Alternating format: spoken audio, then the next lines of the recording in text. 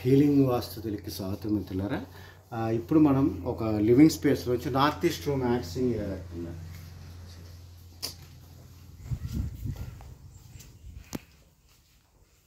So ఇది ఈ యొక్క గది యొక్క స్వరూపం అండి. ఇది మోస్ట్లీ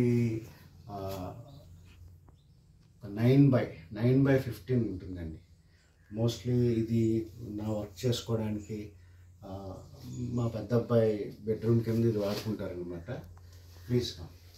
సో అక్కడ మొత్తం 9 పాదాల్లో ఈ బారు ఒక 5 పాదాలు ఆ గదికి వాడాము, 4 పాదాలు ఈ గదికి వాడామండి.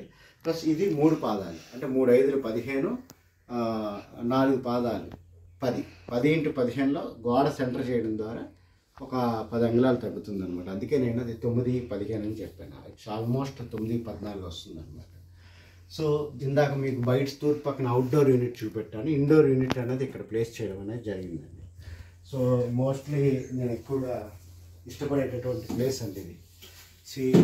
మీరు అబ్జర్వ్ చేసినప్పుడు నా టీచర్స్ గురుదేవులు గణపతి స్థపతి, అలాగే మా మేడం జెస్సీ మేడం, అదే నా వాస్తుకు సంబంధించినటువంటి అన్ని పుస్తకాలు, మయమతం, మానసార, తారపద భట్టాచార్య గారు రాసింది, సమరాంగణ సూత్రధార, ఇవన్నీ యాంకర్ వాట్ మీద పరిశోధన చేయడానికి ఇంకా అవన్నీ అనలైజ్ చేస్తున్నా. కొన్ని 100 ప్లాంట్స్ ఉన్నాయన్నమాట. సో అలాగే మెనీ బుక్స్, అది చదువుకు సంబంధించి అవ్వచ్చు, ఏదైనా కావచ్చు. సో ఈ రకంగా ఒక నార్త్ ఈస్ట్కి సంబంధించినటువంటిది ఉందన్నమాట. యాక్చువల్గా నార్త్ ఈస్ట్ అనేది it can be used as the bedroom for the ఎల్డర్స్కి వాడచ్చు, చిన్నపిల్లలకి వాడచ్చు. మా అబ్బాయికి తనకు ప్రత్యేకంగా వ్యక్తిగతంగా కావాలి అనుకునేటప్పుడు ఓకేనన్నా ఉందని చెప్పాము. ఎందుకంటే ఒక స్పిరిచువల్గా ప్రమోట్ చేస్తుంది. ఈ రోజున పిల్లలు మరియు వైలెన్స్ అని అలా వెళ్లకుండా స్పిరిచువల్గా ఉండడం మంచిదని అతనికి ఇక్కడ కేటాయించడం అనేది ఇక్కడ జరిగిందండి.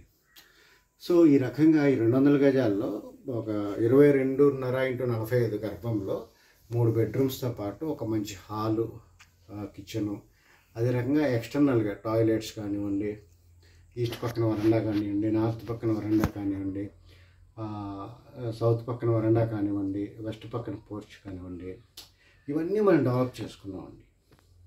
ఇంకా మనకు మిగిలింది ఏంటంటే ఒక kitchen, kitchen cum dining. So అది మనం చూద్దామండి, రండి.